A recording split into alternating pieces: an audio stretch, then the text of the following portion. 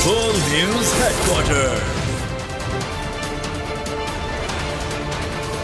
अस्सलामुअलैकुम, आप देख रहे हैं बोल न्यूज। मैं हूं आमना खटाना। मैं हूं अरबाब जहांगीर। मैं हूं सुमैया रिजवान। हेडलाइंस आपने जानी, बुलेटिन में बात होगी। मौलाना ने ना कर दी एमक्यूएम का सियासी वजन हल्का। मज़ाहमत पर एक और कत्ल। गैस दे दो और रिजवान बाबर की रैंकिंग क्या?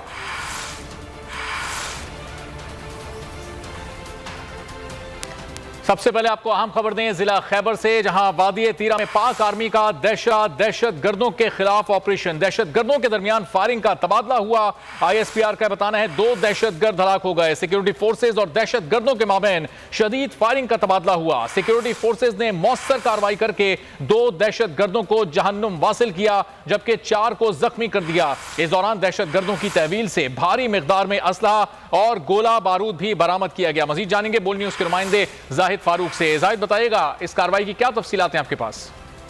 बिल्कुल, ISPR ने अभी रिलीज जारी किया, जिसके मुताबिक उन्होंने बताया है कि जिला खैबर 13 जो है उसमें सिक्योरिटी फोर्सेज का दहशत गर्दों के खिलाफ जो ऑपरेशन था वो जारी था।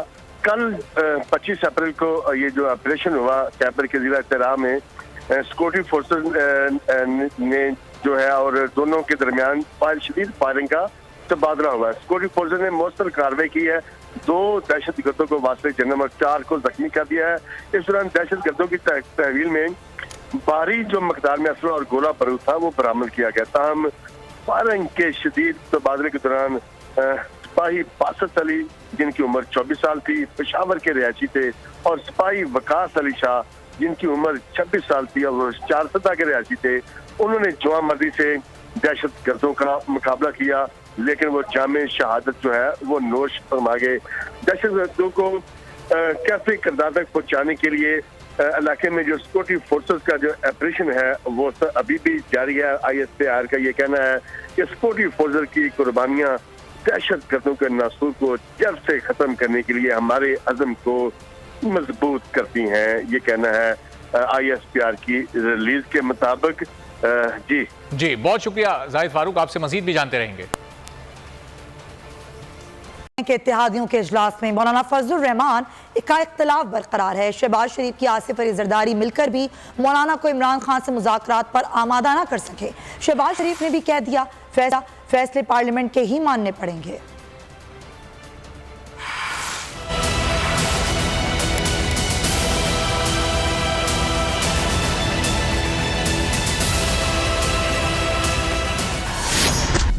ना, मैं नहीं मानूंगा। इमरान खान से मुज़ाकरात का हिस्सा नहीं बनूंगा।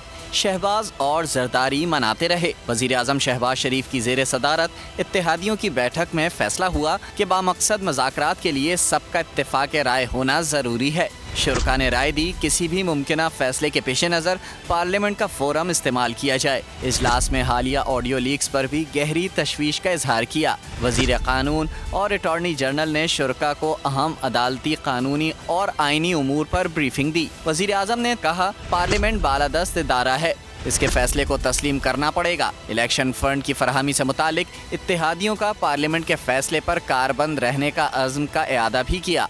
और इत्तेहादियों के इजलास में मौलाना फजलुर रहमान इख्तलाफ बरकरार है। शहबाज शरीफ, आसिफ जरदारी मिलकर भी मौलाना को इमरान खान से मुज़ाकरात पर आमादा नहीं कर सके। फ़हद चौधरी हमारे नुमाइंदे हमारे साथ मौजूद हैं, उनसे तफसीलात जानते हैं। फ़हद, ये कहिएगा काविशें जारी है लेकिन मौलाना मान नहीं रहे, क्या इत्तलात सामने आ रही है? जी बिल्कुल ऐसा ही है। आज वज़ीर आज़म शहबाज शरीफ ने इत्तेहादी जमातों के तमाम सरबराहान को दावत दी। वज़ीर आज़म हाउस में इजलास हुआ और तमाम इत्तेहादी जमातों के सरबराहान ने अपना अपना मौक़िफ़ पेश किया और मुज़ाकरात के हवाले से ज़राए का कहना है कि मौलाना फजलुर रहमान अपने मौक़िफ़ पर डटे हुए हैं, कायम हैं। वो कह रहे हैं कि मैं किसी किस्म के मुज़ाकरात नहीं करना चाहता तहरीक इंसाफ या इमरान खान के साथ। बहरहाल उन्होंने ये कहा कि आज जमीयत उलमाए इस्लाम की मरकज़ी मजलिस आमला का इजलास तलब कर रखा है। कराची में मरदमशुमारी पर MQM के शदीद तहफ़्फ़ुज़ात। मुत्तहिदा वफ़द ने वफाकी वज़ीर एहसन इकबाल से मुलाकात करके अपने तहफ़्फ़ुज़ात पहुँचा दिए। एहसन इकबाल की तहफ़्फ़ुज़ात दूर करने की यकीन दहानी। वफ़द वज़ीर आज़म शहबाज शरीफ से तफसीली मुलाकात करेगा। मरदमशुमारी पर शदीद तहफ़्फ़ुज़ात। MQM की वफाकी वज़ीर से मुलाकात। खालिद मकबूल सिद्दीकी, मुस्तफ़ा कमाल, फारूक सत्तार, दूसरे रहनुमाओं पर मुश्तमिल वफ़द ने वज़ीर आज़म हाउस में वफाकी वज़ीर एहसन इकबाल से मुलाकात की। वफ़द ने वफाकी के सामने शिकायत के अंबार लगा दिए। सिंध के शहरी इलाकों में मरदमशुमारी पर अपने तहफ़्फ़ुज़ात सामने रखे। वफ़द ने तहफ़्फ़ुज़ात दूर न करने पर हुकूमत से अलग होने के फैसले से भी आगाह किया। एहसन इकबाल ने कहा कि मरदमशुमारी पर MQM के तहफ़्फ़ुज़ात दूर किए जाएंगे। वफ़द वज़ीर आज़म शहबाज शरीफ से तफसीली मुलाकात करेगा। MQM ने गुज़िश्ता रोज़ राब्ता कमेटी के इजलास में अपने अरकान कौमी और सूबाई असम्बली और सेनेटर से इस्तीफ़े ले लिए थे। और PTI रहनुमा अली अमीन गंडापुर की मुश्किलात कम ना हो सकी। शिकारपुर में मुकदमा खत्म हुआ तो मिट्टी में मुकदमा दर्ज करा दिया गया। सेशन अदालत शिकारपुर ने अली अमीन गंडापुर का केस खत्म कर दिया, इल्जामात से बरी कर दिया गया। जबकि दूसरी तरफ अली अमीन गंडापुर पर मिट्टी थाने में भी मुकदमा दर्ज कराया गया। मिट्टी पुलिस गिरफ्तारी के लिए शिकारपुर पहुंच गई। मिट्टी में शहरी प्रदीप कुमार के जरिए ये मुकदमा दर्ज कराया गया। अली अमीन पर इल्जाम लगाया गया है कि उन्होंने इदारों के खिलाफ सोशल मीडिया का इस्तेमाल किया। साबिक वज़ीर आला उस्मान बुज़दार की एहतसाब अदालत में गैर रस्मी गुफ्तगू। क्या आप दोबारा वज़ीर आला बनने के लिए मजबूत उम्मीदवार हैं? सहाफ़ी ने ये सवाल किया। इमरान खान का सिपाही हूँ, जहाँ से कहा गया इलेक्शन लड़ूंगा, ये कहना था साबिक वज़ीर आला उस्मान बुज़दार का। पंजाब में टिकटों की तकसीम पर आपके अपने लोग एहतजाज कर रहे हैं। सहाफ़ी की जानिब से एक और सवाल किया गया जिस पे कहा गया कि इमरान खान ने मामले पर रिव्यू कमेटी कायम कर दी है। वज़ीर आला CM-शिप जो है वो आप दोबारा कैंडिडेट, मजबूत कैंडिडेट नज़र आ रहे हैं? देखिए, मैं तो इमरान खान का एक सिपाही हूँ, मुझे जहाँ खड़ा करेंगे और उसके बाद देखिए आज इंशाल्लाह हियरिंग है सुप्रीम कोर्ट में। लेट्स होप इंशाल्लाह अच्छा ही होगा। सर एक चीज़ और कह रहे हैं कि इमरान खान ने जो टिकटें तकसीम की हैं उसमें आपके अपने लोग ही वहाँ पे एहतजाज कर रहे हैं और वो ये कह रहे हैं कि इसमें इंसाफ नहीं हुआ, तो इस पर क्या कहेंगे? नहीं, इसके लिए एक रिव्यू कमेटी है जो उनको रिव्यू कराए, जहाँ जहाँ प्रॉब्लम है इंशाल्लाह उनको रिड्रेस करेंगे। अभी आपको अहम खबर दें, सुप्रीम कोर्ट के अहम मुकदमात की कॉज लिस्ट मनसूख कर दी गई। इस बारे में भी आपको बताएंगे, लेकिन एक अहम खबर आपको दें, कौमी असम्बली इजलास में तहरीक इंसाफ के मुस्ताफ़ी अरकान शरीक नहीं हो सकते, वो शिरकत नहीं कर सकते। ये फैसला अब कर लिया गया है। कौमी असम्बली के इजलास में तहरीक इंसाफ के मुस्ताफ़ी अरकान शरीक नहीं हो सकते। स्पीकर कौमी असम्बली की आईनी माहिरीन के साथ मुशावरत के बाद यह फैसला हुआ। PTI अरकान के इस्तीफों से मुतालिक सिंध हाई कोर्ट ने इलेक्शन कमीशन का नोटिफिकेशन मुअत्तल किया है। कौमी असम्बली इजलास में तहरीक इंसाफ के मुस्ताफ़ी अरकान शरीक नहीं हो सकते। स्पीकर कौमी असम्बली की आईनी माहिरीन के साथ मुशावरत हुई, जिसके बाद हतमी फैसला कर लिया गया। PTI अरकान के इस्तीफों से मुतालिक सिंध हाई कोर्ट ने इलेक्शन कमीशन का नोटिफिकेशन भी मुअत्तल कर दिया है। अब कौमी असम्बली के इजलास में तहरीक इंसाफ के मुस्ताफ़ी अरकान शरीक नहीं हो सकेंगे। स्पीकर कौमी असम्बली ने यह फैसला कर लिया है। उन्होंने आईनी माहिरीन के साथ मुशावरत की, जिसके बाद यह हतमी फैसला किया गया। डिप्टी ब्यूरो चीफ अली शेर हमारे साथ मौजूद हैं, उनसे मजीद तफसील जानेंगे। जी अली शेर, बताइएगा, कौमी असम्बली के इजलास में अब ये PTI अरकान नहीं शरीक हो सकेंगे?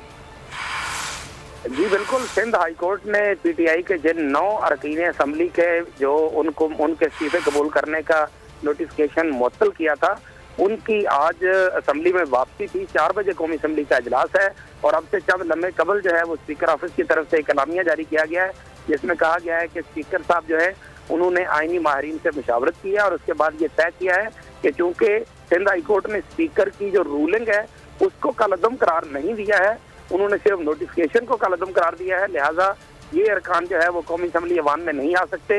ऐवान में इनका आना जो है वो एक अजनबी की हैसियत से होगा, यानी गैर रुकन के तौर पे होगा, इसलिए उनको ये इजाजत नहीं दी जा सकती। इस पे अताउल्लाह जो कि पाकिस्तान तहरीक इंसाफ के रुकन कौमी असम्बली हैं, उनसे मेरी बात हुई है। उनका ये कहना है कि बेशक वो रोके या ना रोके, लेकिन वो आज ऐवान में आने की पूरी कोशिश करेंगे और इस बात को कौम के सामने लाएंगे कि स्पीकर साहब जो है वो किस तरह रूल्स का गलत इस्तेमाल कर रहे हैं। और सुप्रीम कोर्ट से टक्कर लेने के बाद, सुप्रीम कोर्ट के फैसले ना मानने के बाद अब सिंध हाई कोर्ट समेत जो अदालत आलिया है यानी हाई कोर्ट जो है उनके फैसले भी हुकूमत मानने से गुरेजा है और अपनी मर्जी और अपनी धौंस जो है वो अदालतों के ऊपर भी जमा रही है। बहुत शुक्रिया अली शेर, आपसे मजीद भी जानते रहेंगे। एक बार फिर बात करेंगे कि पीटीआई ने निगरां वज़ीर आला को काम से रोकने के लिए अदालत से रुजू कर लिया है। फवाद चौधरी के बाद अब परवेज इलाही और महमूद खान ने भी सुप्रीम कोर्ट में पटिशन दायर कर दी है। दरख्वास्त में मौक़िफ़ अपनाया गया है कि पंजाब और केपी निगरां वज़ीर आला आईनी मुद्दत पूरी कर चुके हैं। मोहसिन नकवी और आजम खान को काम से रोका जाए। 3 माह गुजरने के बाद निगरां हुकूमतों का रहना गैर आईनी हो चुका है। मोहसिन नकवी और आजम खान को काम से रोका जाए। पीटीआई ने पंजाब और खैबर पख्तूनख्वा के निगरां वज़ीर आला की ताहाल तैनाती के खिलाफ अदालत से रुजू कर लिया।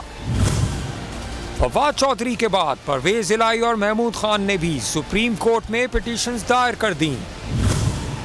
दरख्वास्त में मौक़िफ़ अपनाया कि पंजाब और केपी निगरां वज़ीर आला आईनी मुद्दत पूरी कर चुके हैं। मोहसिन नकवी और आजम खान 3 माह गुजरने के बाद भी निगरां वज़ीर आला के तौर पर विराजमान हैं। सुप्रीम कोर्ट से इस्तदा की गई है कि इंतख़ाबात तक सूबों के रोजमर्रा उमूर निपटाने के लिए मुनासिब हिदायत जारी की जाएं।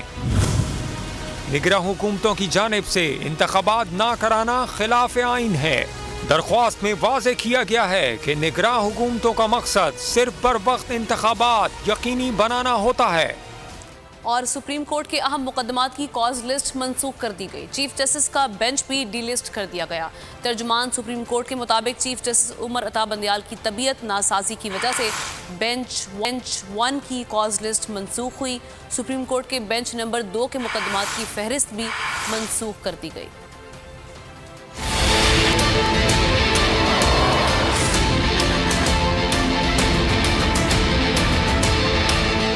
सुप्रीम कोर्ट के अहम मुकदमात की कॉज लिस्ट मंसूख। चीफ जस्टिस का बेंच भी डी लिस्ट कर दिया गया। चीफ जस्टिस पाकिस्तान के बेंच में जस्टिस जमाल मंदुखेल और जस्टिस अतहर मिनुल्लाह भी शामिल थे। तर्जुमान सुप्रीम कोर्ट के मुताबिक चीफ जस्टिस उमर अता बंदियाल की तबीयत नासाजी की वजह से बेंच 1 की कॉज लिस्ट मंसूख की गई। रजिस्ट्रार सुप्रीम कोर्ट ने मुकदमात डी लिस्ट होने का नोटिफिकेशन जारी कर दिया। सुप्रीम कोर्ट के बेंच नंबर 2 के मुकदमात की फहरिस्त भी मंसूख कर दी गई। बेंच जस्टिस सरदार तारिक मसूद और जस्टिस शाहिद वहीद पर मुश्तमिल था। बेंच नंबर 2 के तमाम मुकदमात की समाअत के लिए जस्टिस एजाजुल अहसन और जस्टिस अमीनुद्दीन खान पर मुश्तमिल नया बेंच तश्कील दे दिया गया। सुप्रीम कोर्ट के रजिस्ट्रार ऑफिस ने नए बेंच नंबर 2 के मुकदमात की फहरिस्त भी जारी कर दी। Supreme Court Practice and Procedure Act 2023 को चैलेंज कर दिया गया। वकील शाहिद राना ने सुप्रीम कोर्ट लाहौर रजिस्ट्री में दरखास्त दायर कर दी। सुप्रीम कोर्ट में बेंचेस की तश्कील चीफ जस्टिस का इंतजामी इख्तियार है, ये मौक़िफ़ अपनाया गया। खुद नोटिस में अपील का हक आइन में तरमीम के बगैर मुमकिन नहीं। दरखास्त में ये मौक़िफ़ भी शामिल किया गया। मौजूदा एक्ट सुप्रीम कोर्ट के इख्तियारात पर कदगन लगाने के मुतरादिफ है। अदालत की जानिब से कहा गया supreme Court Practice and procedure bill अदालत कलअदम करार दे। ये इस्तदा इस दरखास्त में की गई है। खबरों का सिलसिला जारी है। अभी वक्त तो एक ब्रेक, और ब्रेक के बाद देखिए। हवाए नफ्स की है हुक्मरानी, लुटेरा कर रहा है पासबानी। बोल न्यूज के मार्केटिंग हेड आकाश राम ताहाल लापता, तफ्तीशी इदारे जवाब देने से कासिर। अहले खाना परेशान, बेटे की जुदाई में माँ गम से निढाल। जो बच्चों हिंदू पर आए थे जो को पाकिस्तानी, मुझे मेहरबानी करे पंहिंजो आकाश वापस कयो। हुकूमत से बेकसूर और मुहिब्बे वतन बेटे की बाजियाबी के लिए फरियाद। आकाश राम के अगवा के खिलाफ अहले खाना की जानिब से सुप्रीम कोर्ट में दरख्वास्त दायर। सुप्रीम कोर्ट के चीफ जस्टिस उमर अता बंदियाल से आकाश राम के अहले खाना की जल्द समाअत की इस्तदा। मुश्किल की इस घड़ी में आलमी मीडिया ने भी उठाई आवाज। CNN, आज तक, इंडिया टुडे, टाइम्स नाउ समेत आलमी मीडिया ने आकाश राम के अगवा के खिलाफ दिया बोल का साथ। उफ क्या जुल्म है, बोल इंसाफ का मुंतजिर।